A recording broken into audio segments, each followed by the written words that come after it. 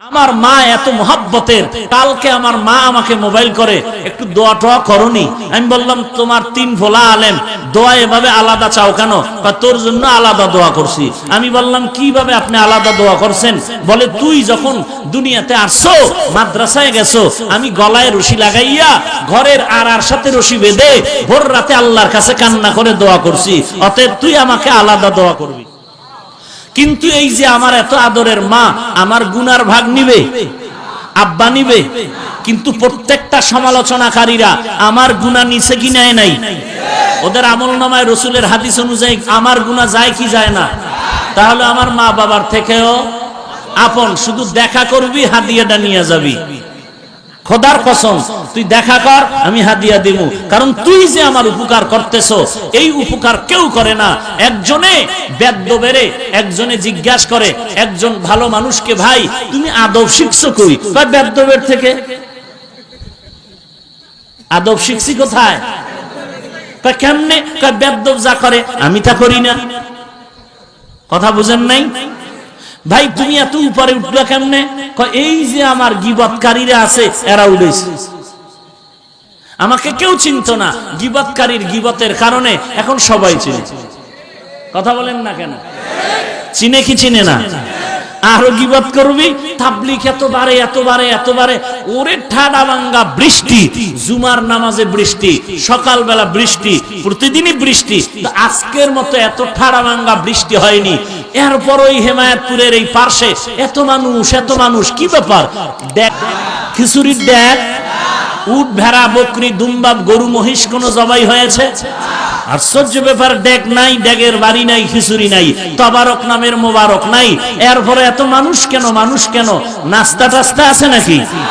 না, কি এর নাস্তা মিয়া? এই কাদা ভাঙ্গে টাকা দিয়ে আসছি, ফাঁকি দিয়ে রাইখাও দিল। ব্যাপারটা কি? এত লোক হয় কেন? তাবলীগে লোক বাড়ে কেন? চরমনাই লোক এত বাড়ে কেন? থামাইতেই পারি না। একজনে কয় তোর কারণে বেড়েছে, তোর হিংসার কারণে বেড়েছে, তোর বদনামের কারণে তাবলীগ বেড়েছে, তোর বিরোধিতার কারণে কওমি মাদ্রাসা বেড়েছে। সরকার পর্যন্ত কওমি মাদ্রাসার মাথার তাজ বানিয়েছে। কওমি আলেমকে সৃষ্টির শ্রেষ্ঠ সম্মান সরকার করেছে, যেটা কোনোদিন একটা শিশু বাচ্চাও আওয়ামী লীগ থেকে কোনোদিন, প্রধানমন্ত্রী থেকে কল্পনা করেনি। যাদেরকে বাম আঙ্গুল দিয়ে চিহ্নিত করে বলে এদের দ্বারা ইসলামের কিছুই হবে না, কিন্তু সৃষ্টির শ্রেষ্ঠ বাংলাদেশের ইতিহাসে সম্মান প্রদর্শন করে কওমি মাদ্রাসার সনদের স্বীকৃতি দিয়ে উলামায়ে কেরামকে সর্বোচ্চ সম্মান দিয়ে প্রমাণ করে দিল এই জমিনের মধ্যে মাদ্রাসা জঙ্গির কেন্দ্র নয়।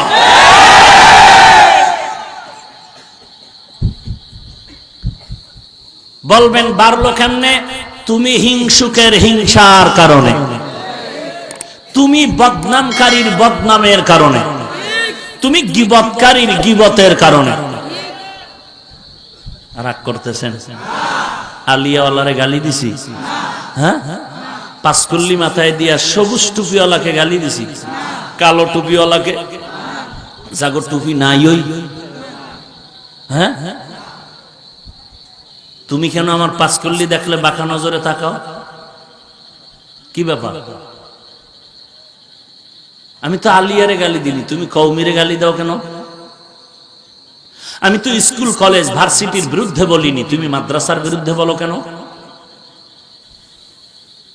আমি তো বুকে যারা হাত বেঁধে নামাজ পড়ে কোনোদিন গালি দিনি, হিংসা করিনি, দিয়েছি সালাম। আমগো কপাল এত খারাপ যে সালাম দিলেও নেয় না, নিজেও দেয় না। 8 রাকাত তারাবি পরে আমরা 20 রাকাত ওয়ালা তো কোনোদিন গালি দেইনি, তুমি কেন 20 রাকাত ওয়ালাকে বাঁকা নজরে তাকাও?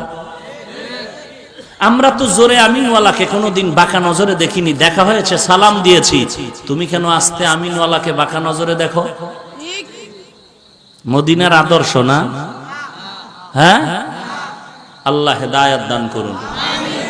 রাগ করতেছেন? যুবকরা ঠিক আছে নি? কি এর ঠিক আছে?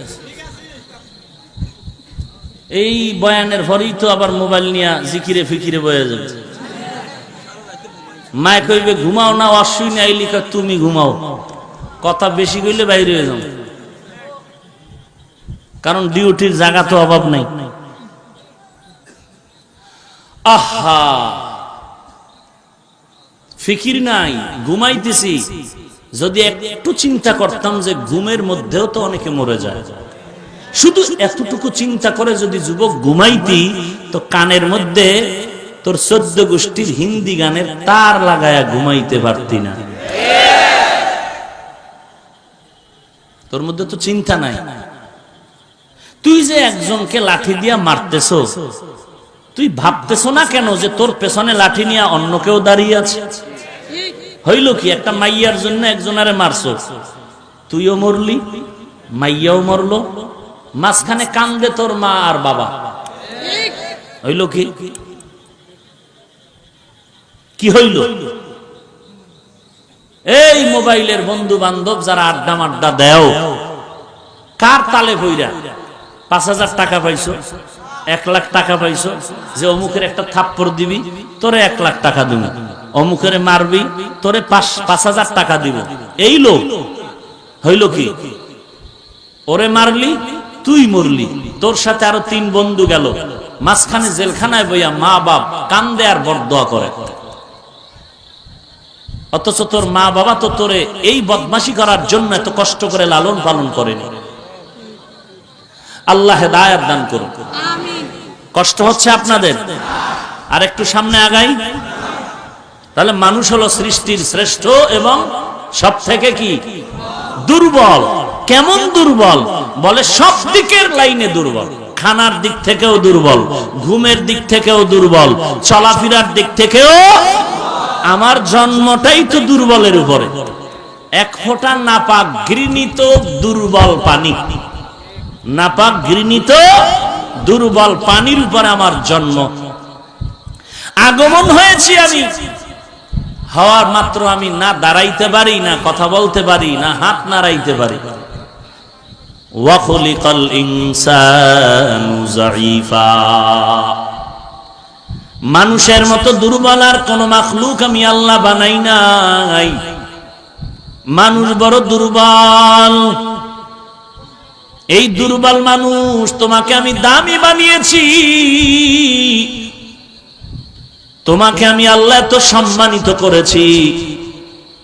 তুমি খানার দিক থেকেও দুর্বল, ঘুমের দিক থেকেও দুর্বল। ঢাকার চিড়িয়াখানায় গিয়ে তাকাও, একটা বাঘের দৈনন্দিন খানার তালিকায় লেখা আছে 17 কেজি গোশত। আছে নাকি বাংলাদেশে কোন 17 কেজির খাদক? কথা বলেন না কেন? বান্দা তুমি খানার দিক থেকেও বড় দুর্বল। মহাসমুদ্রের ভেতরে নীলতিমি আছে, নীলতিমি। একটা নীলতিমির দৈনন্দিন খানা 1000 কেজি চিংড়ি মাছ। কে খাওয়ায়? গর্তাওয়াকুল মিকুনি হর সুবহ শাম মিরসানা দৃষ্টি তু আজলা মাকাম জুজবা হকচি জে মখাজ ইনসুজা ফজলে উ আমস্তে দর জুমলা জাহা। এরে বান্দা তুমি খানার দিক থেকেও বড় দুর্বল, মেধার দিক থেকেও বড় দুর্বল। ইঞ্জিনিয়ারিং পাশ করেছো, বড় অহংকারী হয়েছো। তোমার ইঞ্জিনিয়ারিং এর থিওরির মধ্যে ভুলে ভরা, ভুল আর ভুল। আল্লাহ বলেন ইঞ্জিনিয়ারিং এর মাস্তানি দেখাইস না, সার্টিফিকেটের কোনো ভ্যালু নাই। কারণ তোর থেকে নিখুঁত ইঞ্জিনিয়ার আমি আল্লাহ মৌমাছিরে বানাই না জমিনের মধ্যে পাঠায় দিয়েছি। আমেরিকার মৌমাছির বাসাটা সামনে ওপেন কর, বাংলাদেশের মৌমাছির বাড়িটা এক জায়গায় কর, তাকায় দেখ এরা কত নিখুঁত ইঞ্জিনিয়ারিং করে করে করে করে একটা সুন্দর বিল্ডিং বানাইলো।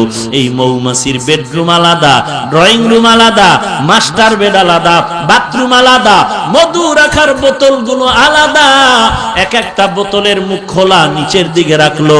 20 কেজি মধু একটা বাসার মধ্যে থাকে। সব বোতলের মুখ খোলা, নিচের দিকে থাকে। একটা ফোঁটা মধু কোনোদিন জমিনে গড়াইয়া পড়ে না। রুমগুলো দেখ সুতায় টান দিয়ে কোনো আঁকা বাঁকা নাই। এরে বান্দা তোর থেকে বড় নিখুঁত ইঞ্জিনিয়ারিং পাশ করে পাঠাইলাম আমি মৌমাছিরে। মাস্তানি করবি না, তোর ইঞ্জিনিয়ারিং এর মাস্তানি দিয়া যদি তুই বাহাদুরি করতে চাও, তাহলে বড় বাহাদুর হলো মৌমাছি। এরে বান্দা, তাল গাছের দিয়ে তাকায় দেখ, চড়ুই পাখি বাবুই পাখি বাসা বাঁধে। এই পাখি নারিকেল গাছে কেন বাঁধো না? বলে আমরা জানি মাঝে মাঝে ফণি নামের গজব আসবে, মাঝে মাঝে নার্গিস নামের গজব আসবে, তুফান আসবে। ওই তুফানে নারিকেল গাছ ভেঙে যাবে, করই গাছ ভেঙে যাবে, বড় বড় বিল্ডিং গুলো ভেঙে যাবে, কিন্তু সহসায় তাল গাছ ভাঙবে না। আমাদের নিরাপত্তার স্বার্থে গিয়া আমরা তাল গাছের মধ্যে বাসা বানাইলাম। তুই যদি গবেষক হইয়া সার্টিফিকেট দিয়া মাস্তানি করো, বড় গবেষক হলো বাবুই পাখি। এরে বান্দা, তুই মেধার দিক থেকেও দুর্বল, খানার দিক থেকেও তুমি দুর্বল। আল্লাহ তাআলা বলেন, এই দুর্বল অবস্থায় যদি চ্যালেঞ্জ করো, আমি একা একা চলবো, আমি কোনো গরিবের সহযোগিতা নিব না। দুনিয়াতে পঙ্গু হয়ে বসে থাকা ছাড়া কার কোনো রাস্তা খোলা থাকবে না। এরে বান্দা, তুমি গরিবের সাহায্য নিবা না, এটা যদি আমি বলি কিছু সময়ের জন্য মেনে নেওয়া যাবে। এই বাহাদুরি একটা রিকশাওয়ালা যদি করে কিছু সময়ের জন্য মেনে নেওয়া যাবে, কিন্তু কোন টাকাওয়ালা বড় লোক কখনোই বলতে পারবে না। কারণ কোটি টাকার যৌতুক দিয়া এরপরে স্ত্রী বিয়া করে নিয়ে আসলো, ঘরের মধ্যে আনার পর বাবায় বলে দিছে, আমার চৌধুরী বংশের মেয়েটারে ঘরে নিয়ে কাজ করানো যাবে না। তোমার ঘরের মধ্যে কাজের লোক আসেনি? বলে আছে। কতজন? 3 জন। আরো 2 জন ল, আমার মেয়েকে ফুলের টোকাও দেওয়া যাবে না, একটা আসর লাগানো যাবে না। এমন কপাল তোমার ভালো যে স্ত্রীর হাতের রান্না খাইতে পারো না, কারণ স্ত্রী চৌধুরী বংশের মাইয়া, আগুনের কাছে গেলে শরীর নষ্ট হয়ে যাবে। কপাল বড় খারাপ, তুই এখন খাইতে পারো না। স্ত্রী যদি এখন বাঁকা হয়ে যায়, খানা নাই, খানা নাই, যত টাকার বাহাদুরি, গাড়ি বাড়ির বাহাদুরি দেখাও, কাজের মাইয়া যদি খানা না দেয়, না খাইয়া মরা লাগবে। তাহলে তুমি গরিবের সাথে দেখো কতটাই দুর্বল।